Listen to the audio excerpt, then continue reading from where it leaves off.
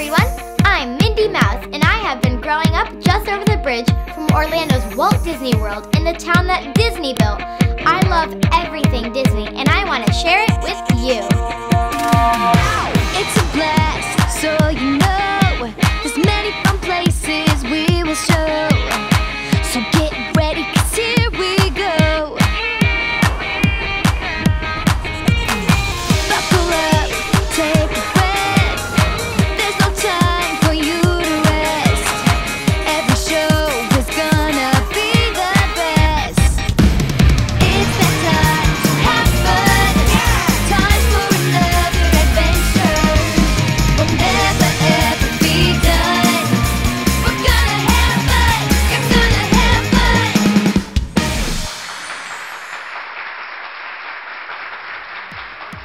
On this, my very first show, I will be highlighting some of the newest happenings at Disney, like the Epcot International Flower and Garden Festival, Disney's newest cruise ship, the Disney Fantasy, the new Storybook Circus area at the Magic Kingdom, and I'll also be taking you to a surprise, lesser-known attraction, as well as taking you behind the scenes for a bit of Disney history. So stay tuned.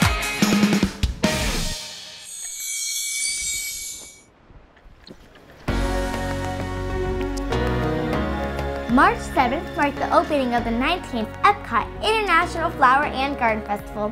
It's always a special treat to visit Epcot during this time of year, where the park is painted in brilliant colors of live flowers and plants.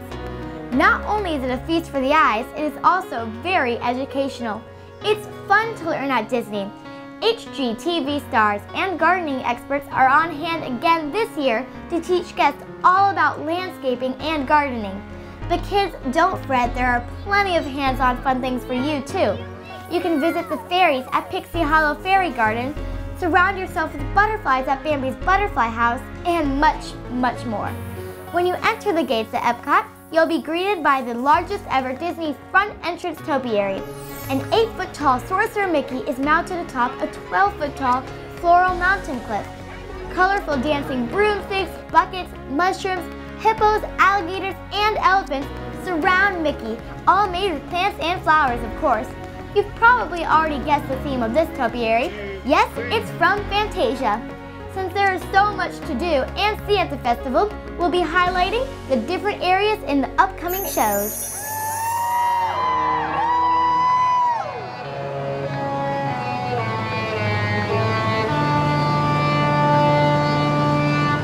For our next news to highlight, let's jump aboard the newest member of the Disney Cruise Line, the Disney Fantasy, which just began sailing to the Caribbean.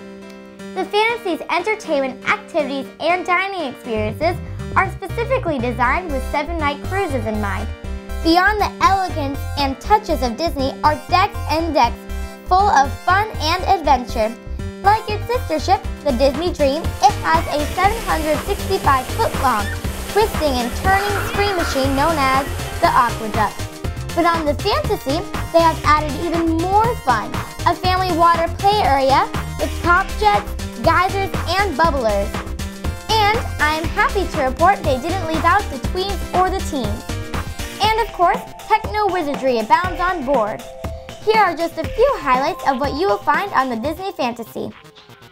Premiere of 2 new Broadway-style stage shows, a wild entertainment district called Europa, miniature golf at Goofy's Sports Deck, pampering and workouts at the Senses Spa and Salon, and much more. One of the biggest attractions on the cruise is food, and there is plenty of that. Every night is a new dining experience with their rotating dining. And new aboard the Fantasy, cartoons created by guests come alive during dinner. Not only do you get the Muppets starring in an interactive adventure quest, you get a Mickey's Pirates in the Caribbean deck party. Get it? Because you're sailing in the Caribbean. Okay, and the evening is topped off with fireworks, of course. I don't know about you, but my bags are packed and I am ready to go. The wonderful thing about Disney is that no matter how often you visit, you always have something new to look forward to. The most recent new thing is at the Magic Kingdom. The first phase of the Fantasyland Expansion opened. Let's take a look at the new Storybook Circus. Dumbo flies guests around the big top area, spinning clockwise this time. The ride, which is one of two, features shiny red and gold colors, newly created illustrations, and a beautiful new water feature circling the base. For some more flying action, you can jump aboard the Barnstormer family roller coaster ride for some thrills. The storyline of this attraction is centered around circus stuntman, the great Goofini, starring guess who? Goofy, of course. Howdy, how you doing? Welcome aboard the Walt Disney World Railroad. And finally, you can now catch the train again at the newly designed Fantasyland train station. The new look pays tribute to both the elegant train travel of America's past and a bit of Walt's history. There is much more to come in Fantasyland during the next couple of years. This is just the first phase of the largest expansion in Magic Kingdom Park history. And I'll be keeping you updated. If you are a long-time crazy-in-the-head fan of the mouse like I am, you may feel that you have seen and done it all.